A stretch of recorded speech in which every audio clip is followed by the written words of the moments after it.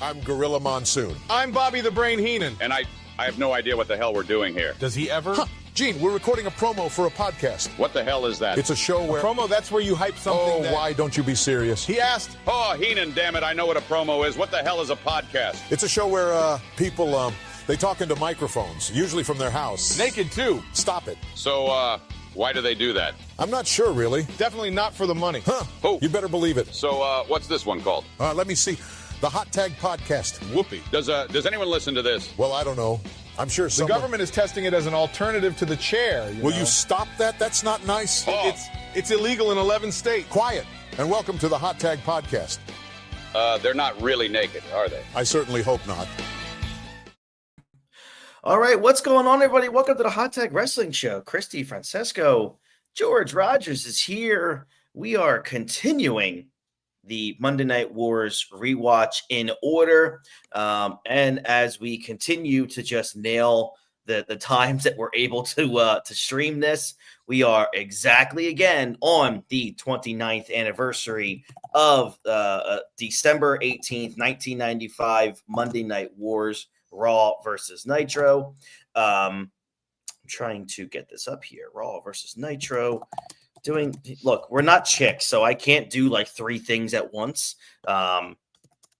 So let me type. I gotta type December. Make sure I spell. George, what is there a month that you consistently spell wrong, no matter how many times you type it? I have two. It's December and February. May. That's great. I've not to like fucking brag or toot a horn or anything. I've actually been a pretty good speller for a while. Plus, let me tell you, the spell check on cell phones has been a massive game. Has been a massive game changer. Oh yeah, for sure. No, I'm a very. Plus, I'm the idiot who abbreviates everything, so I would just write Feb, Des, Sept. So.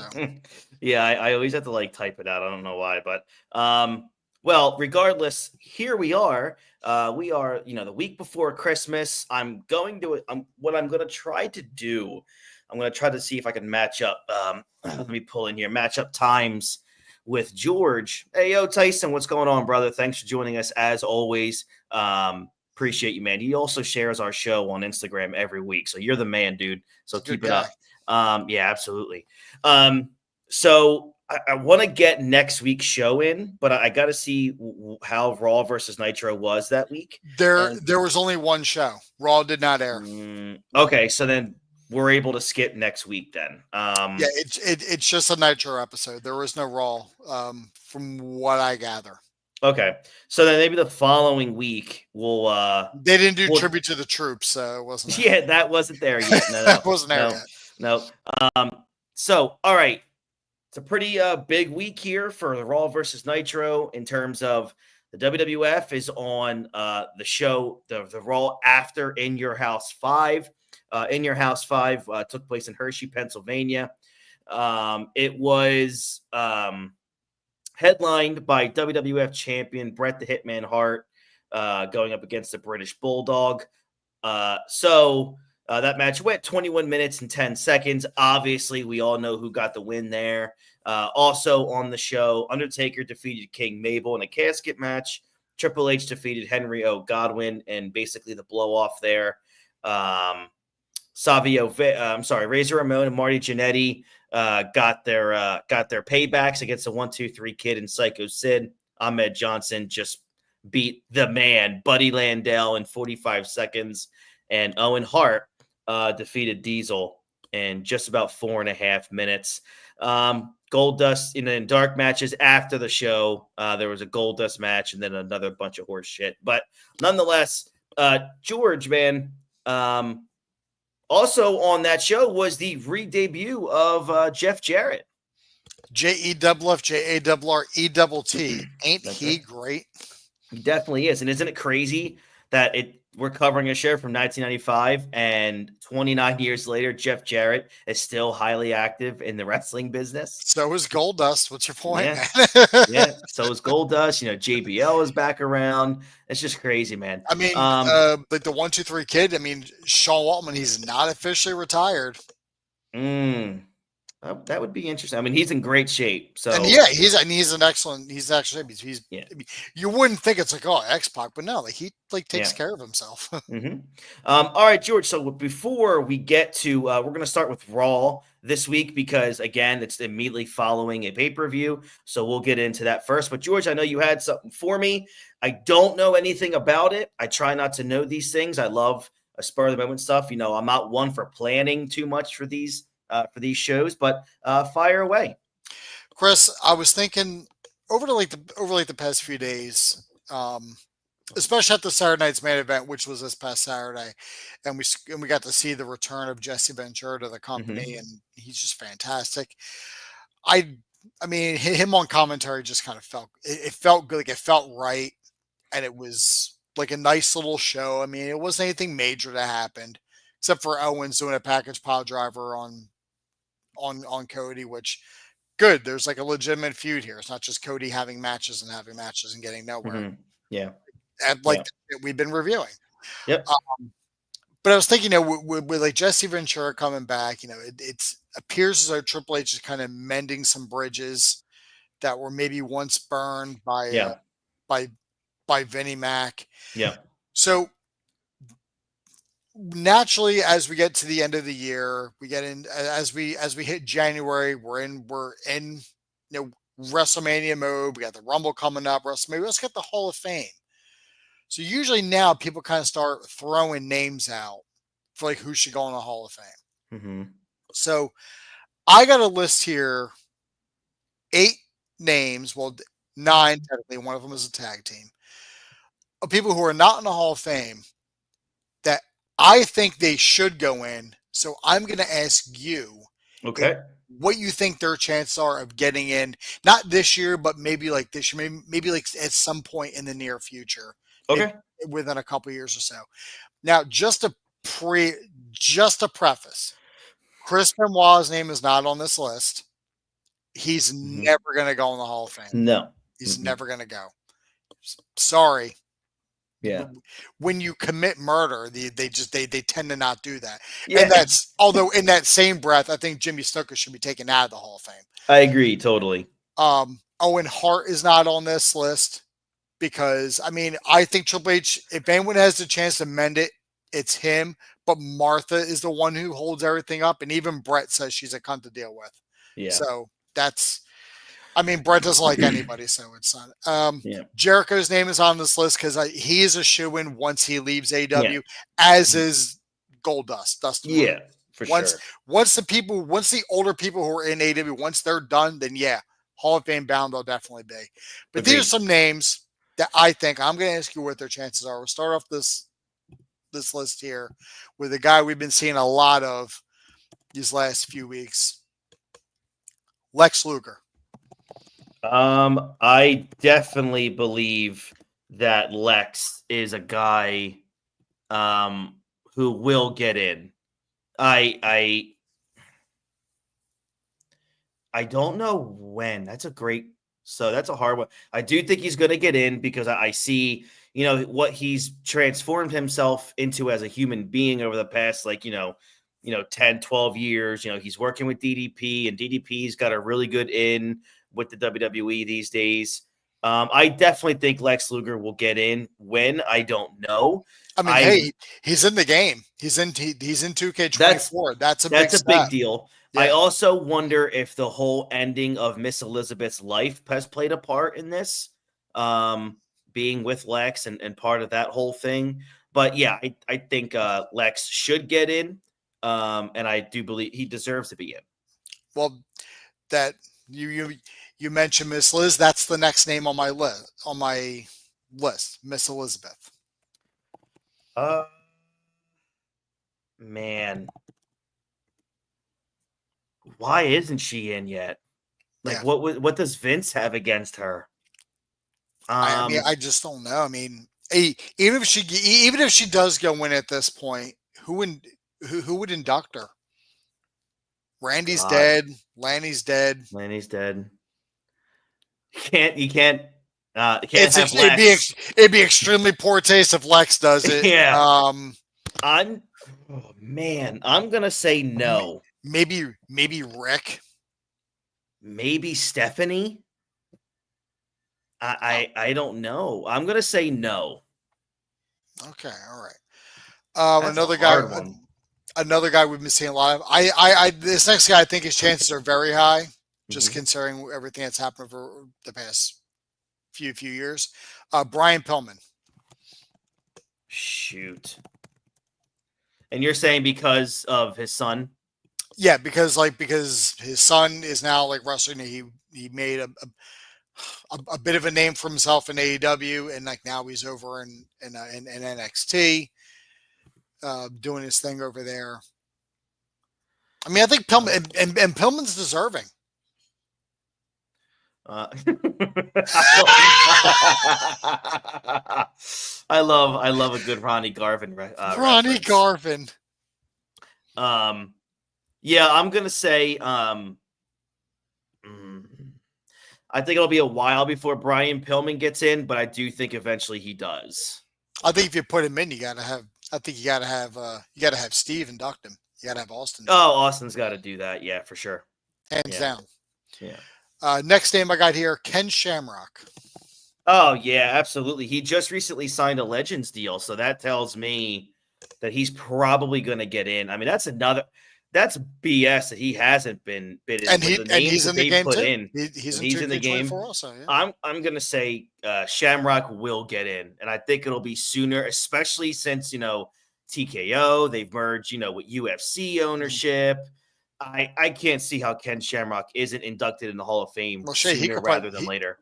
I didn't even think of like the TKO wise. He could probably go in this year. Yeah. Just for the merger. Now this guy is in the Hall of Fame, but oh my God. And then right after he punched on the wall, he cut a really bad promo on Greg Valentine. Greg Valentine, the dude still has the same kind of hair from 1985 as we saw last Saturday. Yeah, it still has the same thought process he had in the 80s as well.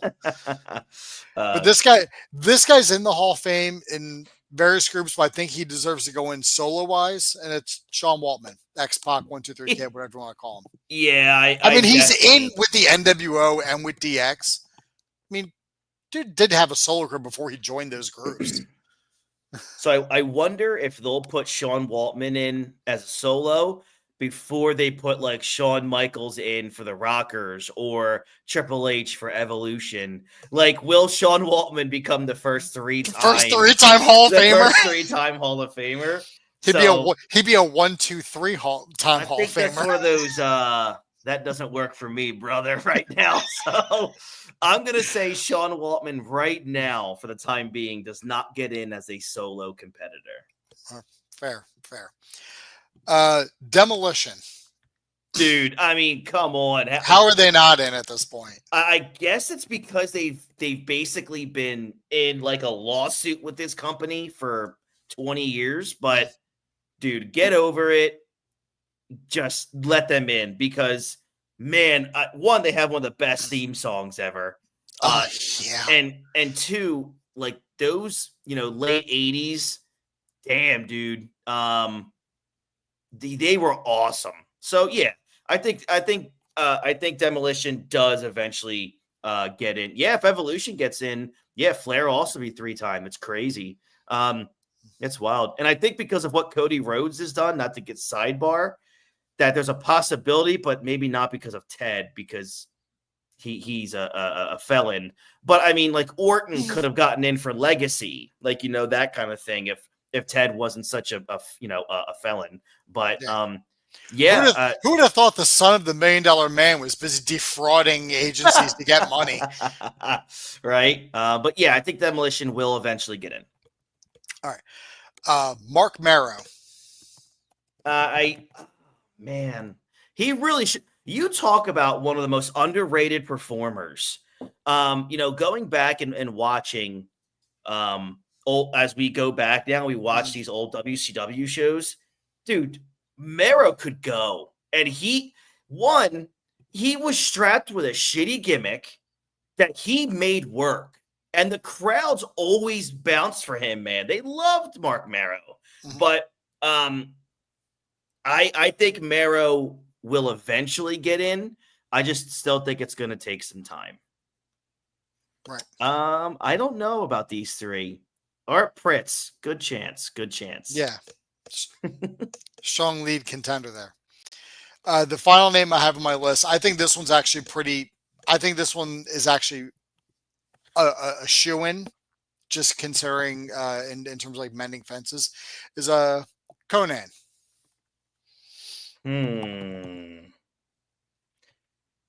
Does Conan deserve to be in? I mean, that's where I would, because I mean, what he didn't really accomplish much in the NWO or WCW. I mean, he did. So okay, let me rephrase that, because I respect Conan.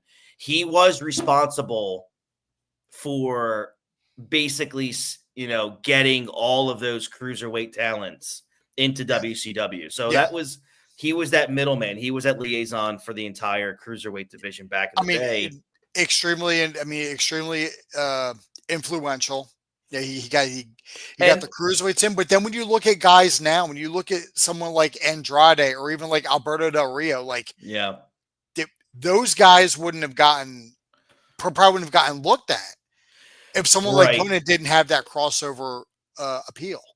Yeah, and I will say this, and if people want to do some research and have a couple minutes to spare to Google, Conan when he was in Mexico, he was legitimately, I'm not BSing here, he was considered the Hulk Hogan of Mexican wrestling for a very long time. Like when he came to the WCW over from Mexico at that time, it was a mega deal for Conan to leave Mexico and come to the States and wrestle.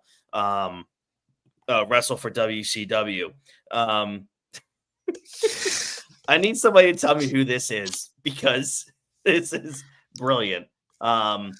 It's great stuff. Yeah. So I have another name that I want to bring up that I think will get into the Hall of Fame very soon, other than Batista, who's basically been in the Hall of Fame for 3 years. I think the British Bulldog is going to get in soon. And I think he's going to get in when I believe in the next couple years, they're going to have a massive show in London. Chris, I think he's in already. I don't think the Bulldog's in yet. I'm going to look it up. I'm almost positive is Bulldog is in. I'm almost positive because his kids inducted him, or not inducted him. Maybe I meant the Bulldogs, as in the tag team, the British Bulldogs. You think they're gonna put fucking Dynamite Kid in the Hall of Fame? I mean, if they're keeping Snuka around, I mean, okay, yeah. So I was wrong about Bulldog. For some reason, I thought he was not in as a solo. But yeah, I remember now, because his son, inducted. Yeah, Harry and his sister Georgia induct him. He's dead. It doesn't matter. He's right. Okay. So yeah, but no, those are great names. I wonder who's going to headline. I mean, I know who's going to headline this year's Hall of Fame. I think it's pretty set in stone. It's going to be John Cena. So I mean, I think Cena is going to be inducted this year. So I guess he'll headline. So I really don't think there's going to be too many big names going in if John Cena is your headline. D'Lo Brown. D'Lo. Too Cool. Val Venus. Val Venus, yeah. Just saying right now, Too Cool deserves it. Billy Gunn bumps it. Scotty Too Hot, he deserves it. Not Brian Christopher. Yeah, well, man, when we get to those times of Raw, because again, you and I talked about this, in 3 years or so, or 5 years, when we get past the Monday Night Wars, man, Too Cool was just so over. Here's the thing. Too Cool wasn't over. Rikishi and Scotty were over. Nobody gave a shit about Grandmaster Sexay. How dare you? People popped for the worm, and they wanted to see Rikishi fucking dance. All right. So Fatu is never hotter. Fatu was never hotter. All right. So we are going to now get into our main topic. And we are here for Raw versus Nitro from December 18th, 1995. And we are going to start with the World Wrestling Federation, where Vince McMahon is opening the show, narrating a video package that shows the highlights from the last night's In Your House 5 pay-per-view. We are live from Newark, Delaware. This is the last Monday Night Raw of 1995 since the WWF was preempted for Christmas. So let's just get to our opening contest here. Jeff Jarrett beats Fatu via disqualification when Ahmed Johnson interferes just under 6 minutes. And not a great return for Jarrett, I thought here, dude. I mean, he drew very little heat here. It was his first match since way back in July. It's just weird seeing him wrestle here without the roadie. It does look like, and I researched this. I think Fatu got hurt after a Samoan Bulldog in this match, and somehow gets him susceptible to a figure 4 leg lock. But Ahmed does the run in. What was the point of this match? You think it was just to get heat on Jarrett a little bit, or is this to continue putting over Ahmed as the babyface? I think it was to get Jarrett on TV. Yeah, I agree. This was to get him on TV. Next match here. First we get Doc Hendricks interviewing interim WWF President Gorilla Monsoon, who tosses Jarrett's name out of the Royal Rumble because he is booking Jarrett to face Ahmed in a singles match. Got him. Also, Jarrett looks sloppy as shit.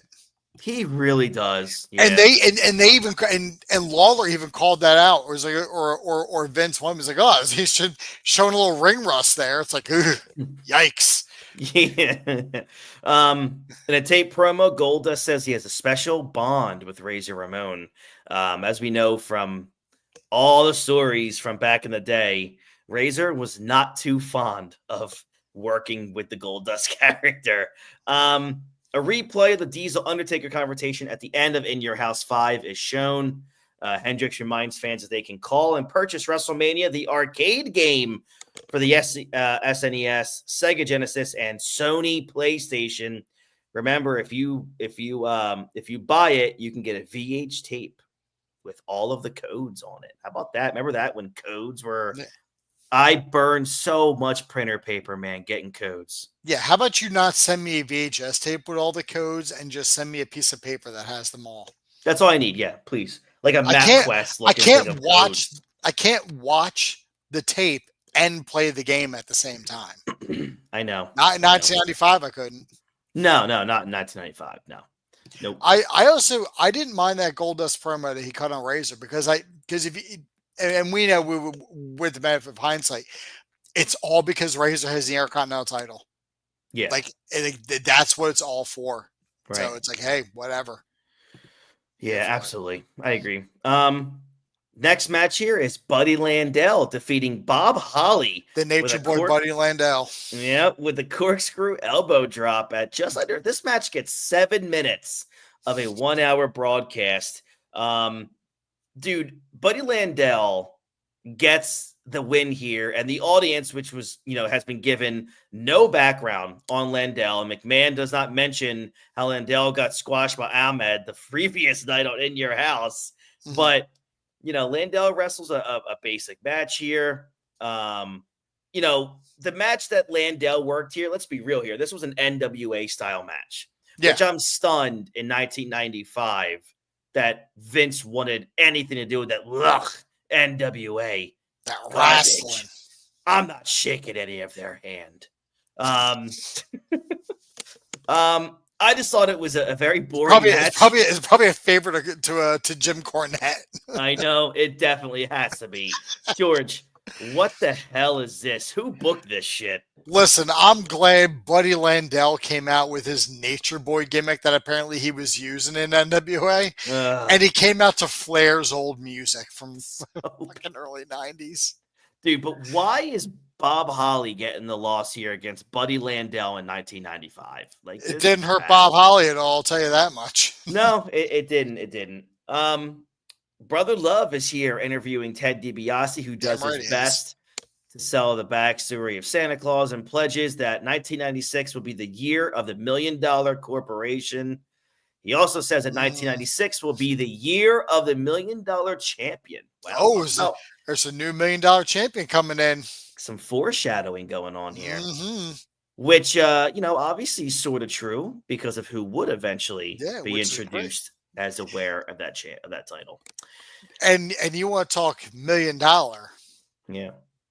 I mean, that man basically made that company millions of dollars. Millions upon millions upon millions. Upon millions. He turned Vince McMahon from a millionaire to a billionaire. Yes, sir. By the way, shout out to Stone Cold Steve Austin. Today is his birthday. George, Stone Cold Steve Austin is 60 today. Be still. Be still, my almost stopped heart. Be still my aching joints, because it shows how old I'm getting fucking too. So, and I'm pretty certain yesterday or the day before was Rey Mysterio Jr.'s 50th birthday. Oh. And he still moves better. Dude. Yeah. He's incredible. Oh, he's just the best. Goldust comes out to set up a chair by the entrance, is accompanied by an usher, not the singer Usher, just by an usher. Fans are shown Razor Ramon's reaction to receiving an envelope from Goldust last night at In Your House. George, what was your thought about this little segment here with Goldust? It's getting him on TV. He's got a program with Razor. It's building a feud. Let's see where it goes. Also, Chris, do you know whose birthday it is today as well? Whose birthday is it today? The lovely Trish Stratus. Oh, that's right. She's 49. She's 49. 49. Dude, look, and I've always said to people, I don't feel old. I don't at all. I don't really look at age really as old. But when I woke up today, and I saw that, man, Austin is 60. Trish is 49. Yesterday, Ray is 50. Oh, my God. My God. It's so hard, man, to look back at, 1995 being 29 years ago. Yeah. Incredible. Just insane. Well, happy birthday to Trish Stratus. I hope it was a stratifying day for you. You deserve it. I'm sure we're going to be seeing you very soon in WWE. I'm sure of it. But we just don't know when or where. But happy birthday, Trish. Queen. Two just massive, massive legends. Probably two of the greatest to ever do it in their divisions, right? And you're not talking about Trish's chest, right? I am not. No. We're talking about Austin and Trish. Okay. I am very respectful of that. Group chat says otherwise. Yeah, group chat says otherwise. Yeah. If one of you even mentioned Bailey in the group chat, it just goes off the rails. And that was just because I mentioned Beetle Bailey, the old comic strip. It's like if Dean just says, "Oh, hey, look, Bailey tweeted today." Don't look at what's the next 15 texts are going to be. It's just crazy. But no, chaos. We digress. Yeah, just chaos. Next match here, the IC Championship is on the line.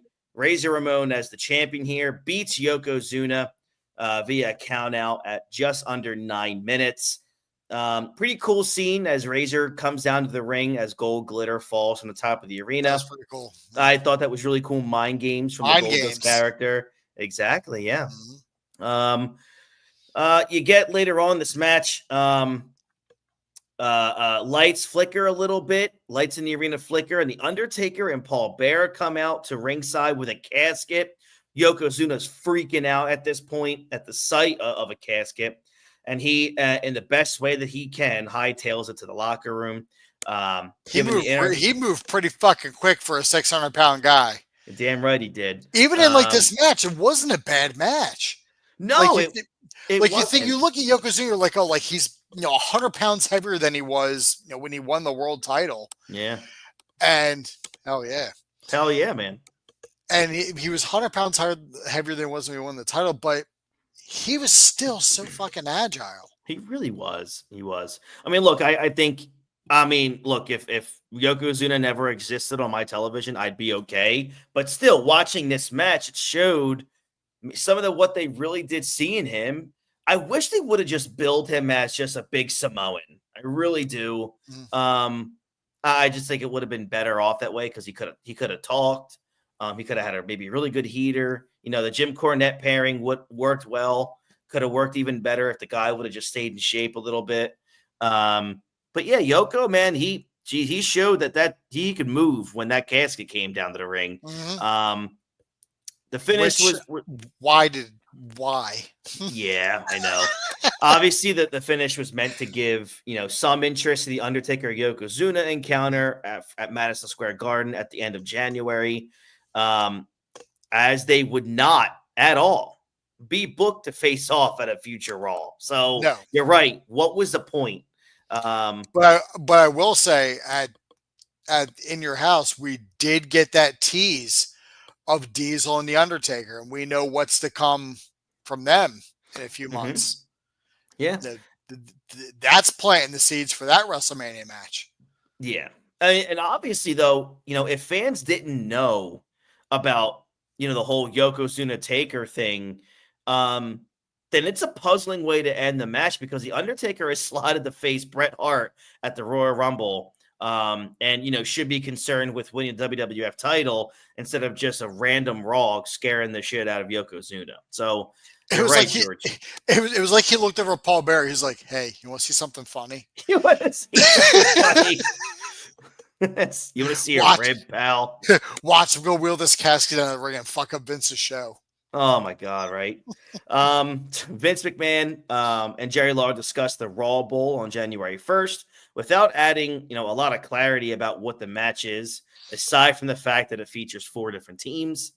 Then we get to Doc Hendricks interviewing Razor Ramon, who says that Goldust is in love with him, but he does not play that side of the fence. And then the highlight of our night. Yeah. The Tell Me a Lie music video for Shawn Michaels' career debuts, which is probably one of the better songs that WWF ever produced. If that was released on mainstream, that might have been a bop. Yeah. I mean, it's a bop. I mean, it's a bop now, but it would have hit. It would have at least cracked the top 10. I mean, 95. You're dealing with some real heavy hitters. Like Celine, like Kiss from a Rose. So, I mean, just ends there. Yeah, you ain't. You're not gonna splash. I mean, that's a hell of a fucking market you're trying to jump into in 90s music. I don't need to tell you. When you're thinking, you don't need to tell us at all. When you're thinking ballads in the mid 90s and you want to release a song and you see Seal or Celine coming out with a song, just pack it in and release it another day. Just wait. Just wait. Just wait. Just put that one in the old computer and we'll talk to you in a couple years. Because it's gonna take a while before that sees the light of day.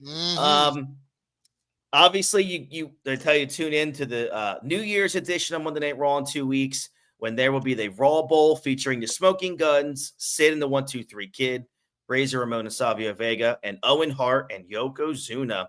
Also, Diesel squares off with King Mabel, and that's the end, man. Kind of 3 promos in a way to end this Monday Night Raw.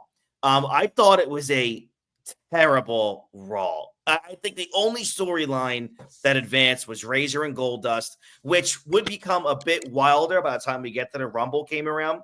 But, Bret Hart Undertaker is sort of a dream match by this point in company history. But there's no mention of the fact that these two would be facing off each other outside of Gorilla Monsoon's interview earlier in the broadcast. And again, no Diesel, one of the hottest characters on the roster, and the complete absence, I think, of HBK here, man, has really gutted a really good portion of the television product that we've been watching now. Pretending an ominous road into 1996 that would see a further decline in the company's fortunes. And these Raws are really foreshadowing the troubles we're going to see in 1996 once the NWO comes around. Because, George, regardless of what we think of how bad some of these shows are in WCW, they're climbing. Like, their popularity is really starting to peak. And, once we get 5 months, by May of 96, the wheels are off, for the WWF. And, the shit's just skyrocketing for WCW. I mean, we're seeing it right now for WWF, are we not, on these Raws? a little bit here because like it's Raw after pay-per-view, Yeah. and the biggest name on your show is Razor Ramon. Not that Right. that's a bad thing. Yeah. I'm not trying to slight Scott Hall in the slightest, but no Brett, no Bulldog, Hmm. no Owen, like no Sean, like these are people that, and you mentioned like no Diesel. These are people that like the fans want to see. They're getting behind, and you just leave them completely off the show. Like George, I'm getting 7 minutes of Buddy Landell and Bob Holly, but I can't get anything with Diesel, Bret Hart, Shawn Michaels. Come on. Come Yeah, I on. mean, like Owens running around bragging about how he like ended Sean's career. Why am I not seeing any more of him? Exactly. Like a nice little run in. I don't care. Yeah, But yeah, just a could have came down to the ring with Yokozuna. You know, fucking. I agree. I agree. Not great. I mean, Raw does get beat pretty handily this week on the ratings. Nitro does win a 2.7 to a 2.2. So that's a pretty significant win there Yeah. for WCW. So let's go over to World Championship Wrestling and go over what did so well, maybe for them. Let's go. Bobby the Brain Heenan, Eric Bischoff, and Steve Mongo McMichael are in the booth, and they are live from Augusta, Georgia. Over 8,200 fans here for the show. And as always, with every Nitro we cover, George, crowd's hot, man. Especially in the South. So here we go. Let's do it. Medusa interrupts the announce crew holding the WWF Women's Championship. She says she will always be Medusa, and she dumps the WWF Women's title in the trash can. Look, the promo was terrible, but this sent shockwaves over the entire industry of pro wrestling at this time. You know, Medusa had just competed as Alundra Blaze at Survivor Series less than a month ago. And, you know, plans called for her to face Aja Kong at the Royal Rumble. You know, this incident, man, had long-term ramifications too, as you can probably maybe point back to this moment as to why the Montreal screw job was even an option. Yeah. You can really pretty much say, probably maybe, you know, say that and decipher that. And if you look at it again, the WWF, you know, they did not restart, I guess you could say, if they ever really had one, its women's division until 1998. WCW would attempt to create its own women's division with Medusa as the centerpiece, but it never, ever got off the ground. It fucking just, it died. It was dead on arrival. Yeah, it torpedoed almost immediately. It's difficult. As I told you, like they tried to have their own WCW women's title. There were two people that held it, neither one of them being Medusa. So all that for nothing. Right. There were two Japanese wrestlers, and in between of the reigns, the title was vacated, and then after the last person won, it was deactivated like months later. Mm-hmm. So they had no faith behind it, and they didn't care. I mean, this was a monumental fucking shot. Yeah. Across the bow, and like now, Medusa has, I mean, she's got regret for what she's done. Like she said, you know, if I could go back, I would have done it. But like Bischoff coerced her into doing it, you know, because he was just dying to get his shots, and it worked for what it was. But knowing what we know of the future and what's to come in this company, she basically was fucking non-existent in this company. Yeah. Yeah, I know. She would show up like every now and then. She was in Team Madness with Macho. Mm-hmm. She won the Cruiserweight title, which should have been a bigger deal. You know, she beat Evan Courageous for the Cruiserweight title, which was massive. Their first woman to hold the Cruiserweight title. But then she lost the Cruiserweight title to fucking Oklahoma. Ed, that piece of shit scumbag Ferrara. Yep. In his bad Jim Ross impression. Yep. So, I mean, hey, awesome. You dumped the title in the trash. You got your spot in history, but I mean, she's unfortunately more known for that than she is for her wrestling career. And that's sad because she's really, I mean, I think there was a documentary she made where she was a real big pioneer for Yeah. women's wrestling all over the world for a long time. Mhm. But you mean when you get into, the land of the giants, man, and where it's a male dominated sport here in WCW and WWF, you're at the wrong, so unfortunately, you're at the wrong places at the wrong time. Yeah. If Alundra Blaze was about 5 years younger at this point and she held off for a couple more years, she would have been massive in 1998 through like 2001 and 2. Mm-hmm. She would have been it would have been huge, but Yeah. that just didn't happen that way. And you can even tell just by as the show goes on how much everybody else gave a shit because that happened and they never referenced it again. Yeah. I agree, man. All right, so Steve Montgomery McMichael calls out William the Refrigerator Perry. Yeah, I know. Let's not. It is what it is. Great. To protect them from future interruptions, Heenan goes to shake Perry's hand and screams in pain. I loved Heenan here. Good stuff. Opening contest. This already makes Nitro better than the entire Raw with this opening contest. Ric Flair pins Eddie Guerrero with a figure 4 leg lock at just under 8 minutes. This was actually, dude, spectacular. And going back to this, it made me respect Flair a little more because I always saw Flair just wrestles the same match over and over and over. If you've seen one, you've seen all 10,000. Yeah. Not here. Boy, credit to Eddie for how great he is, even in 95. But massive credit here to Ric Flair, who's probably working with someone unlike he's ever worked before, especially at the later end of his career. Dude, this is a good later end of his career. Yeah. There's another 20 years on this guy. It's crazy. I'm talking about full-time Ric Flair wrestling. I'm going to say, man, this is a good 3.5, 4-star match here on Monday Nitro. It was solid. Yeah. I was disappointed that Eddie didn't get an entrance, but hey, it is what it is. Yeah, it is what it is. But I thought it was really good, man. Great stuff. I really enjoyed it. Oakland interviews Ric Flair and Arn Anderson. Anderson said that he respects Paul Orndorff, but he learned last week never to attack a horseman. Sullivan and Jimmy Hart crashed the interview with Oakland having to redirect Flair as to where the hard camera is. Yeah. that was really good. Sullivan takes issue with Brian Pillman making fun of Dungeon of Doom last week. Pillman is just basically saying what everyone I'm sure in the world was Pillman's saying what everyone else is saying. He warns Anderson to keep Pillman on a short leash or he is going to come looking for him. Flair says everything is cool, but Anderson says if the Dungeon of Doom comes after Pillman, then it could spark a war between the Dungeon and the Horsemen. Sign me up, baby. Oh, God. Fuck yeah, man.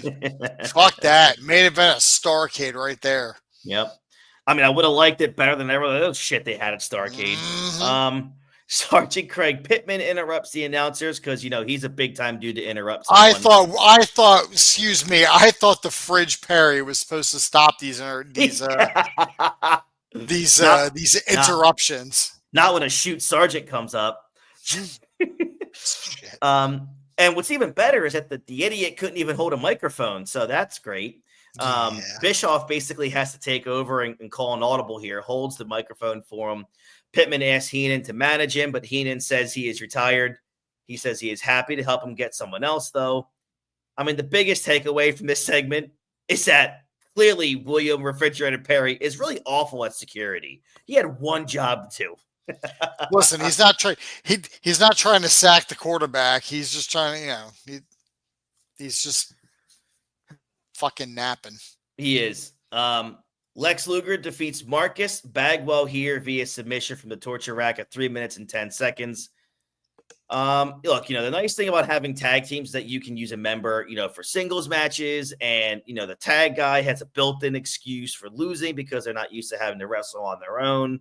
This is And probably and he's got a built-in excuse to lose because he's buff Bagwell and he's not correct. He's not good anyway. So That's right. Luger makes short work of him, power slamming him and earning a relatively easy submission for the win here.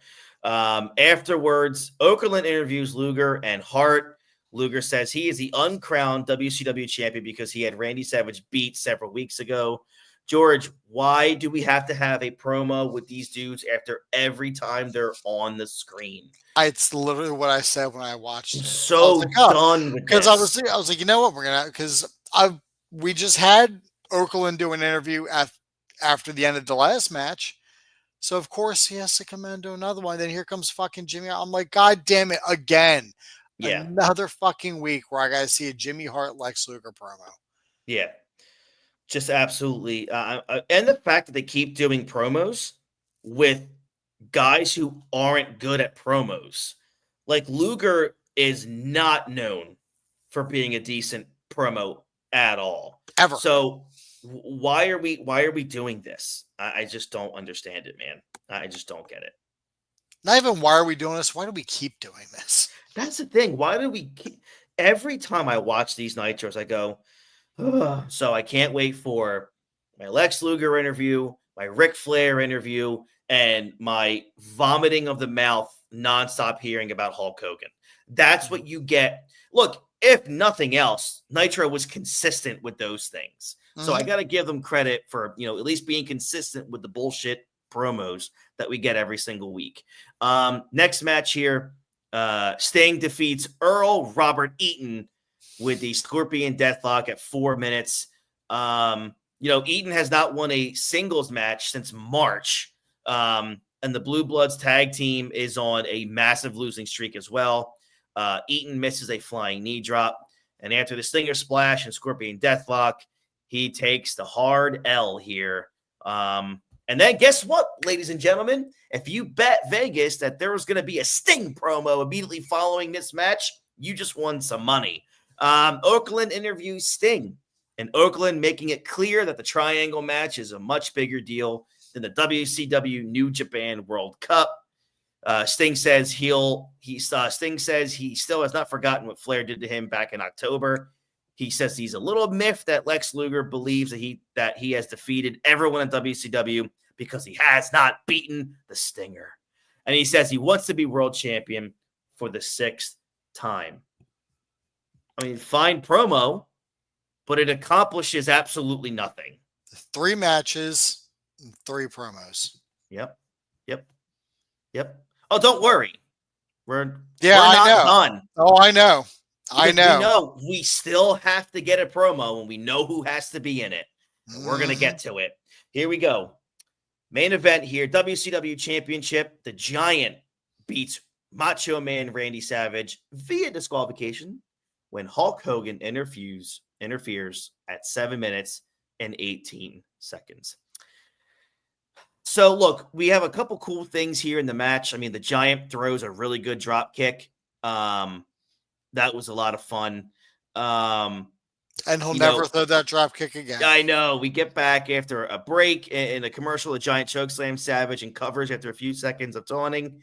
When Hogan runs in and breaks that up, causing the disqualification. This match started pretty slow. It caught a nice groove at the end. I thought it had really good heat. The crowd was really into it. But, whatever. Hogan's got to come in here, and he's got to just overcomplicate bullshit. After the bell, Hogan takes out referee Randy Anderson as the announcers are screaming that he is violating his probation. I mean, he's your boss, so of course he'll do whatever he wants. Hogan smashes the Giant in the head with a chair a few times, smashes the Giant in the head with a chair before attacking Sullivan.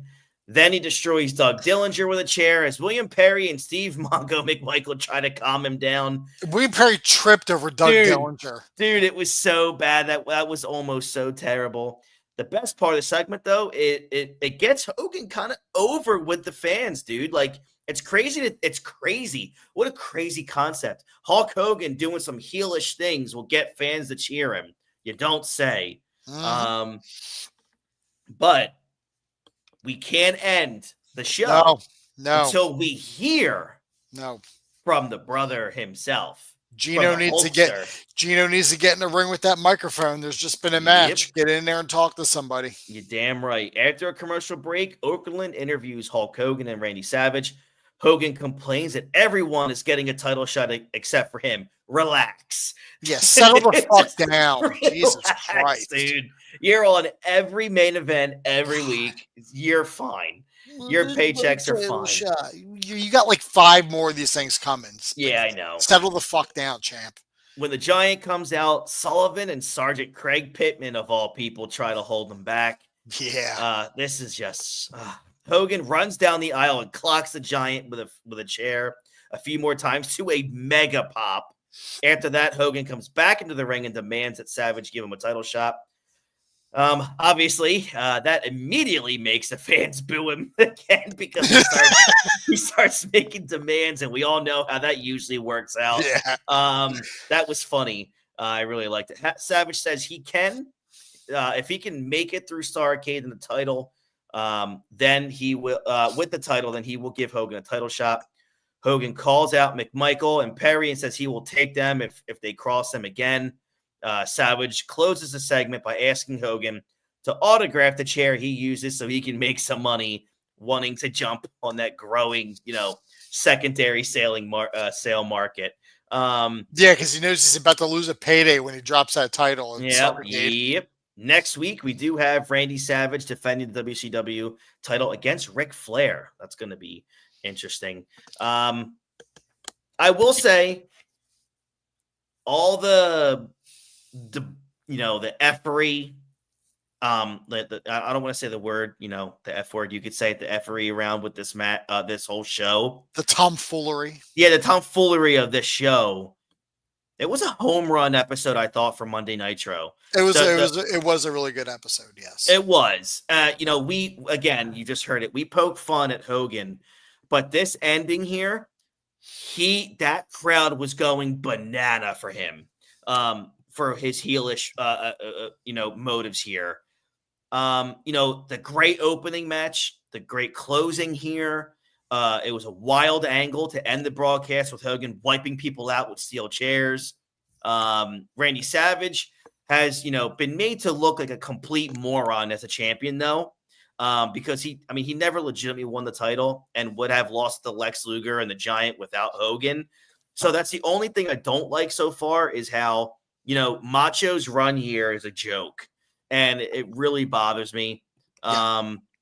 I looked into it. Every match that he had, or every time match he's had since he had this belt has ended in disqualification. And that includes next week's Nitro. Yeah, and it's just crazy, man. And we all look, everyone, I don't like when anyone uses the term transitional champion because everyone who's a champion is a transitional champion. Yeah, you don't hold that title permanently. Right. You're preparing for the next guy. Yeah. But this is more like, I feel like Macho's run here. He's not a transitional champion. He's more of just like, it's a prop. It's a prop to get it back on Hulk or to get it to the Giant or someone like that. It's not like Macho getting the world title here should be a massive deal for the company. That's just my opinion. But that's the problem is that whenever he's had the belt, they don't treat him like a champion. Right. His title reigns in WCW are so fucking short. Yeah. Like he's losing this at Starrcade. Mm-hmm. He'll get like another title. He'll get another title reign. That's also only going to last a month. That he'll lose to Flair. And then his next 2 title reigns are 1 day each. Yep. And both times were lost to the fucking brother, man. I know. So just so annoying. Whereas we blame Hogan for this, that, and the other, this honestly feels like this is Hogan's influence because he doesn't want anyone else to be a bigger star than him. Yeah, I agree. And if Macho gets pushed and he gets a couple months with a title reign, people aren't going to want to see him lose the belt. No, not at all. By I having agree. Macho look like a doofus, people aren't going to care if he loses the title. Right.